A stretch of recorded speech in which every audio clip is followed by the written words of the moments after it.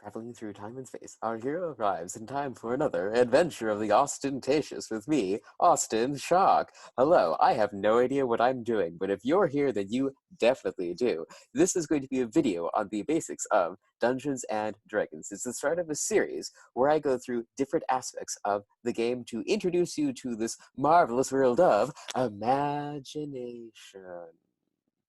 This video will be a brief overview of many different topics, each of which is going to have its own video later on down the road. To start out, I'm going to head over to my presentation so we can go over what exactly is Dungeons and Dragons. It is a cooperative role-playing game. That's right, this is a game that is all about cooperation, where you and a group of people are trying to work your way through a story to an ending one way or another. It is a game that thrives on imagination. I know that on TV and all over the place, whenever people are playing Dungeons and Dragons, it always uses a board with these teeny tiny little miniatures that they move around and they roll dice and they wear costumes, and guess what?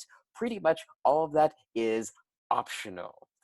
Everything is in imagination, and the only limits are the things that you can think of and how good you are at rolling dice. But more on that later. As a teacher, I love using D&D in my classroom and with my students for a variety of reasons. For one thing, it uses a lot of math in terms of adding up small numbers. For example, maybe you have to roll 5 six-sided dice and add a 3 and then add a 5 and maybe even multiply all that by 2, all that in your head. So if you're not as good at your fluency, guess what? This is a great way to practice it. Second thing is that there is a fair amount of reading involved, especially if you are someone who uses spells. You need to be able to read the spell list to get what is the useful information for this spell that I need to know. So we get a little bit of problem solving, a little bit of figuring out keywords, and then what I think is actually one of the coolest things is there's a lot of good, solid work on some social, emotional skills. There's a lot of empathy involved. As a player, you need to think about what is everyone else doing and how am I, as a person, supporting what they're doing as well.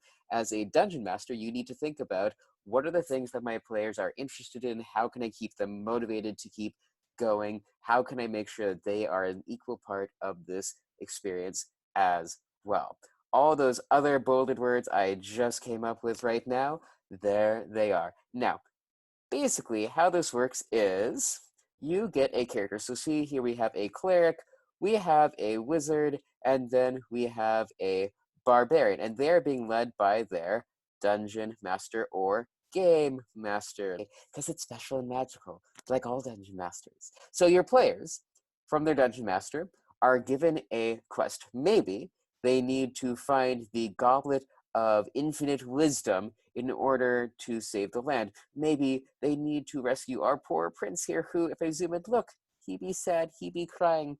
Or maybe they just need to destroy monsters. As a group, they are working together. Sometimes these adventures last for just an hour. Sometimes these adventures last for years, decades even. Now, next question is, how does this all work? Are there like rules?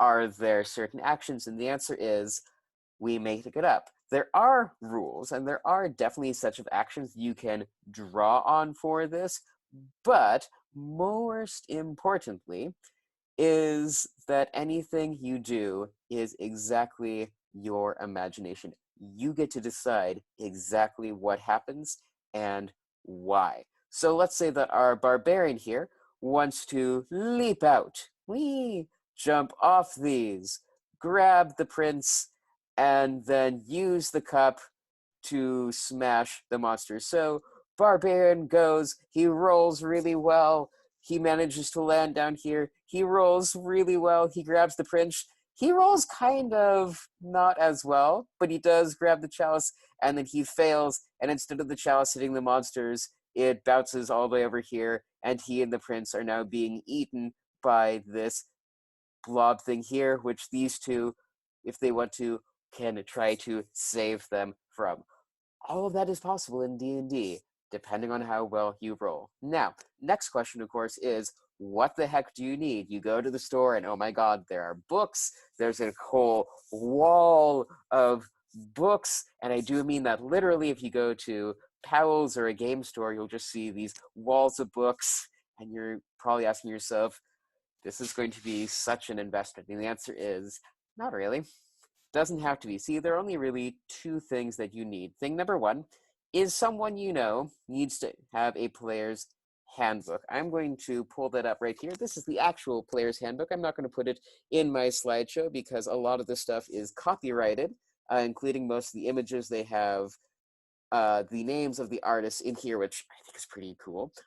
But because of that, I'm only going to be showing off the cover of the physical copy. Anything else I need, I'm going to be doing the drawings myself for. As you could tell from the previous slide, I'm not the greatest artist in the world, but, you know, I have fun. So someone needs to have the player's handbook that has the basic rules, the basic stats, all these constrictions that we use to help make the game a bit more focused. That way it's not completely freeform. There's still some guidelines to help us, and it works. The other thing you need is a 20-sided die. Now these usually come in sets with other dice. I will be going over both the books on their own video and the dice in their own video. As you can see, I was working on that down here and accidentally left that visible. Ignore that for now. So for the dice, they can come in many different colors. See, here we have, ooh, I even got the 20 up.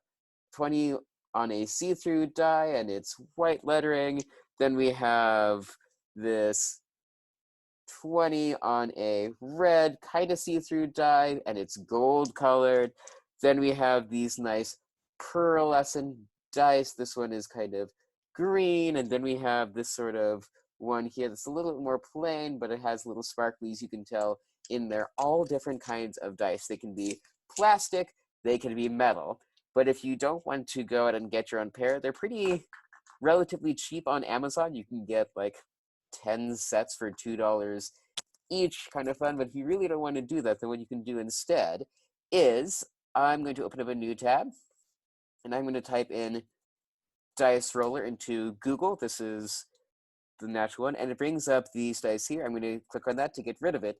Then, if I just click on this 20-sided die, voila, I have a d20. It gave me a 1. In D&D, that's called a critical fail, which means whatever action I wanted to do just absolutely failed, which means this video is going to go down now as the worst one in history. It will literally burn YouTube to the ground when it is posted, and it will scour through the earth, destroying the internet, and I will forever be known as the one who literally destroyed the internet. That was good comedic timing, Google, by the way. Very good comedic timing. So that is the basic overview of D&D. Now, the other big question people tend to have is, well, you know, how do you know what all this information is? The last thing I am going to mention are character sheets. These, once again, will go more in depth later on, but this is what a kid-friendly one looks like that I've been using for a couple years. I've been developing my own version of it. It has all the information. As you can see, there's a lot of information on here. I will be going over how to read a character sheet in another video. Anyway, this has been another adventure of the Ostentatious with Austin Shock, going over Dungeons & Dragons basics. Today's video was the basics of Dungeons & Dragons. It kind of went over a very general overview of how you play, what a character is, what a character can do, and what do you need to get in order to play. Future videos will go over all those topics and more. If you're really interested in my videos, the ones with the orange backgrounds are more player-centric videos and focused on things that players and other new people would need. The red background ones, are for dungeon masters and focus on information that dungeon masters could need, sort of more the nitty-gritty, and those assume a certain familiarity with the game already. Well, everyone, this has been another adventure of the Ostentatious. If you liked it, tell your friends. If you hated it, tell your enemies. If you don't care either way, tell everyone. Stay safe, stay healthy, and happy quarantine.